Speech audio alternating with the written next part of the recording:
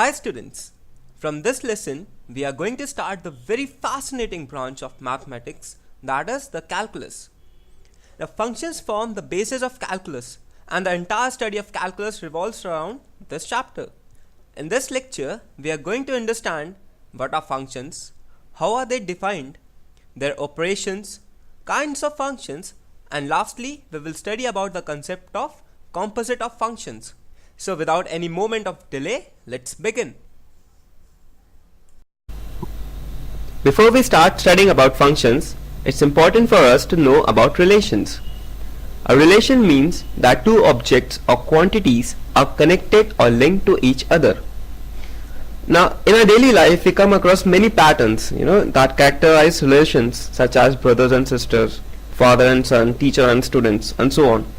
In mathematics also we find many relations like a number m could be greater than n, any line is perpendicular to other line, any set is a subset of other set. So there are in all so many relations. So a relation R from a non-empty set A to another non-empty set B is a subset of A cross B. Now what is A cross B? A cross B is also called as the Cartesian product of these two sets A and B, and it represents the combination of all the orderly pairs of elements from set A and set B.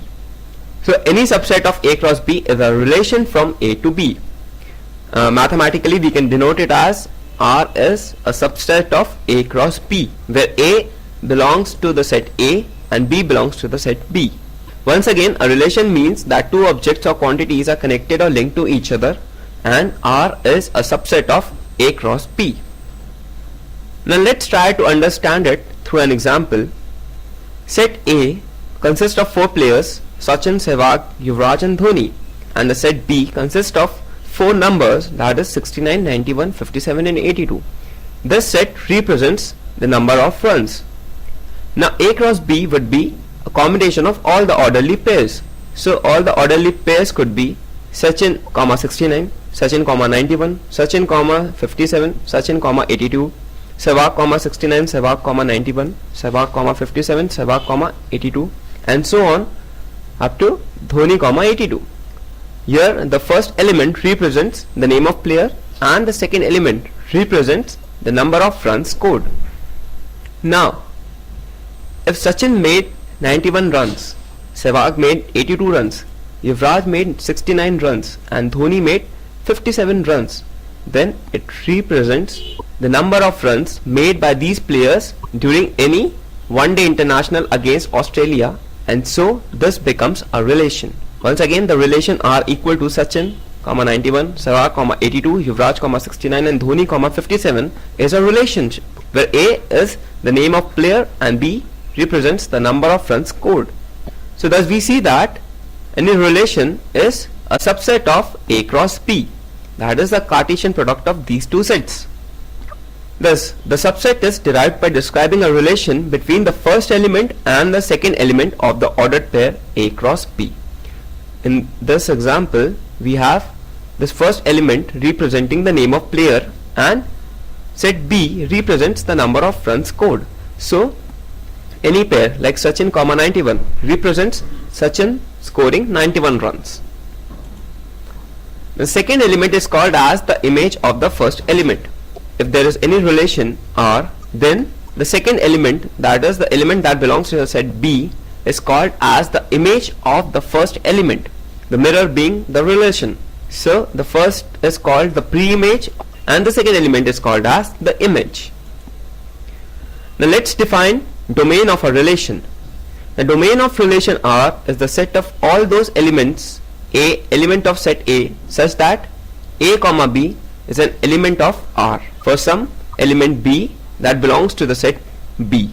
Now it is precisely written as domain of R, that is domain of relation, and this is equal to A being element of A and A, B element of R for some B element of set B.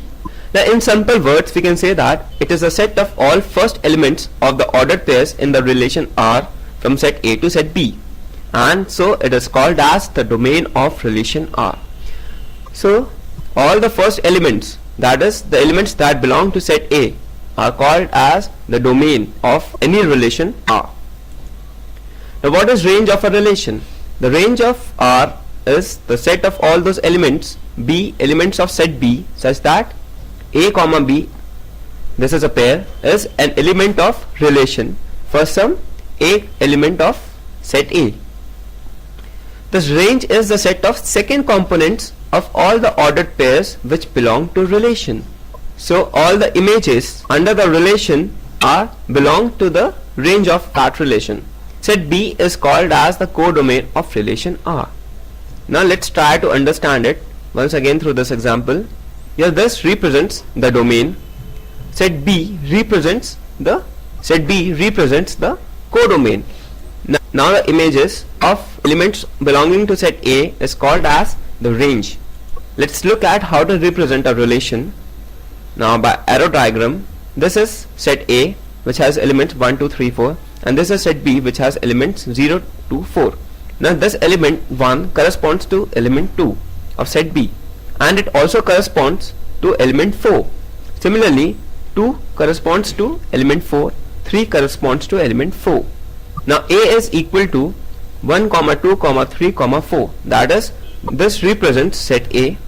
This represents set B which has elements 0, 2, 4. Now the relation represented by these arrows is 1, 2, 1, 4, 2, 4 and 3, 4. So these pairs represent the relation represented by this arrow diagram. Now the total number of relations.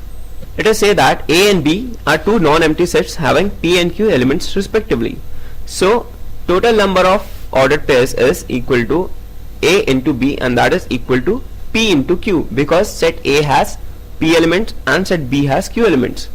Therefore the total number of subsets of A cross B would be equal to 2 to the power P into Q. Thus each subset represents a relation from A to B. Therefore the total number of relations from A to B is 2 to the power P into Q.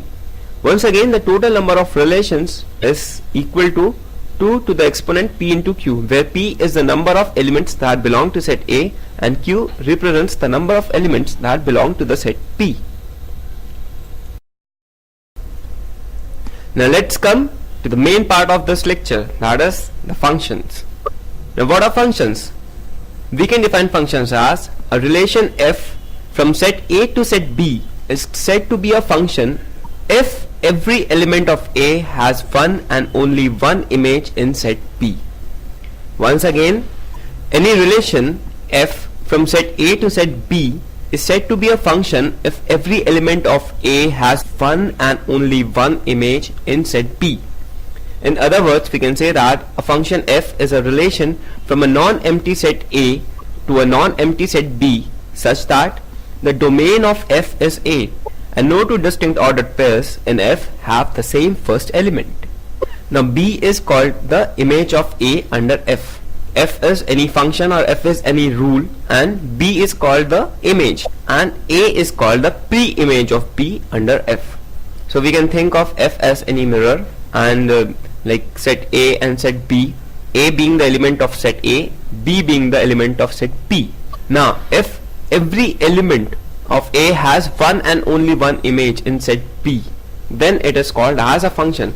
Now we have defined a relation as a subset of set A. So functions are a relation f from set A to B such that every element has only one image in the set B. Now any function f is denoted by A to B, where A represents the set A and B represents the set P. Now let us consider these two sets, set A and set B. It has got three elements 1, 2, 3, and they correspond to the elements of set B as 1 corresponds to 3, 2 corresponds to -2, and 3 corresponds to 5. Now we see that every element in set A corresponds to a different element in set P. So we can say that this is a function. Now consider this figure. It is set A and this is again set P. Now we see that 1 corresponds to 3 and 2 corresponds to 3 as well. That is 1 and 2 have the same image in set P, and 3 corresponds to -2. Therefore we can say that yes, this is also a function. That is, it satisfies the conditions for any relation to be a function. Now this represents a relation where we see that 1 corresponds to 3 and 1 also corresponds to 5. Now this does not satisfy the criteria because every element of set A should have only one image in set B. Therefore we can say that this is not a function. Now functions as maps between two sets. Now we have already defined function as a mapping between two sets A and B such that each and every point in A is mapped to a corresponding point in B. Now although it may happen that one point in B is mapped by more than one point in A. This could happen because from the definition of functions it is possible that any element of B is mapped by more than one element in set A. But it is not possible that any element A maps more than one element in set B. So we denote the function f from A to B as this way. Now A is called as the domain of f, that is all the pre-images. Now set B is called as the codomain of f. So it is not compulsory that every element in the codomain is mapped by every element in set A. So this is called as the codomain. The range or image of f is given by the set denoted by f of A equal to fx, where x belongs to the set A. Now what is range? Range we have defined as the set of all the images. It is set of all the elements in the codomain which are mapped by all the elements in the set A.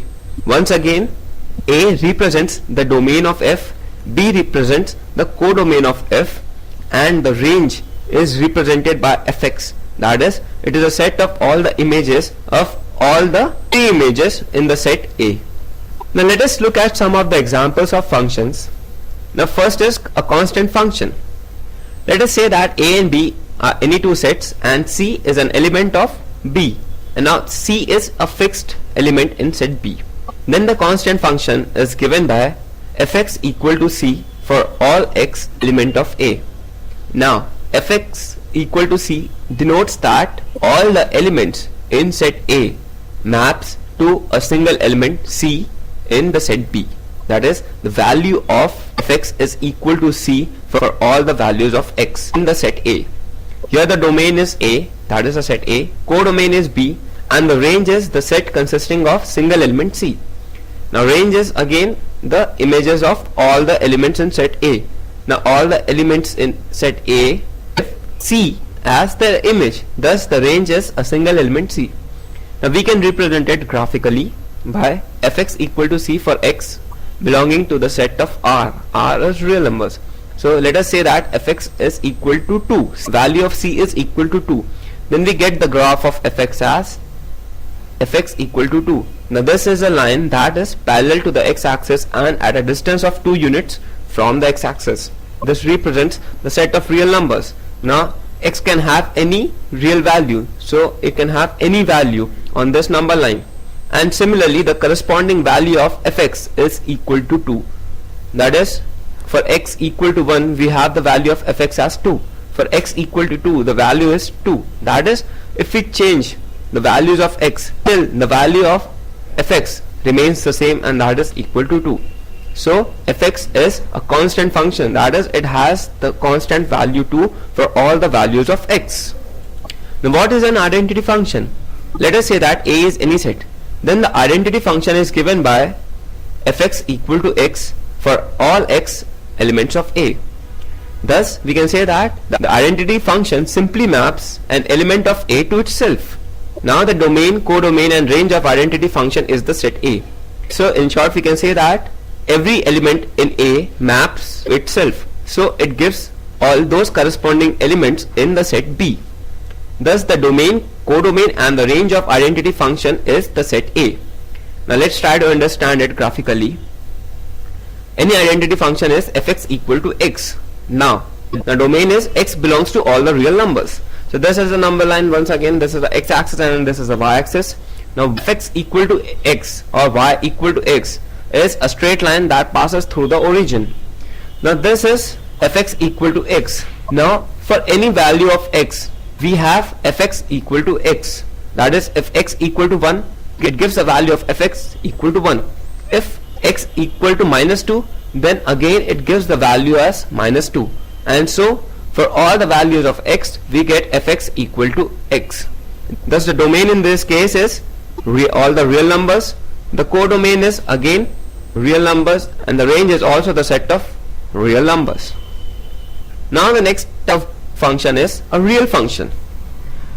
Now the function defined as f goes from R to R. Now this represents a real function. That is, the domain is all the real numbers and it corresponds to all the real numbers. That is, it gives all the images as real numbers.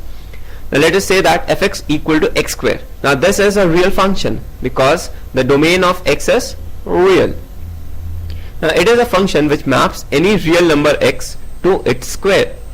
Now the rule is we square the values of x and get the values of fx. So fx equal to x square maps any real number x to its square.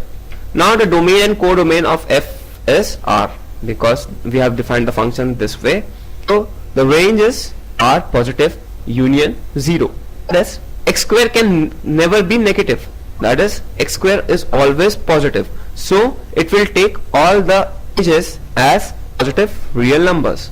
So the range becomes R positive. But also when x is equal to 0, then x is also equal to 0. Thus we can say that the range becomes positive, that is, set of all positive real numbers union 0. Let's try to understand it graphically. Now this is the curve for fx equal to x square or y equal to x square. We see that for all the values of x, we have fx as positive, that is greater than or equal to 0. Fx does not take any negative value. Thus the range becomes all the positive real values, and also we see that at x equal to 0 we have fx equal to 0. Now the values of fx are the square of the values of x. That is, if x is equal to 0, then fx is equal to 0. If x is equal to 1, we get the value of fx as 1. If x is equal to 2, we get the values of fx as 4, and so on. Also we see that f of minus 2 is equal to 4. Thus, for two values of x, that is 2 and minus 2, we get fx as equal to 4. Once again, fx equal to x square is a real function which takes all the real values and gives the range as all the positive real numbers, the inclusion of 0.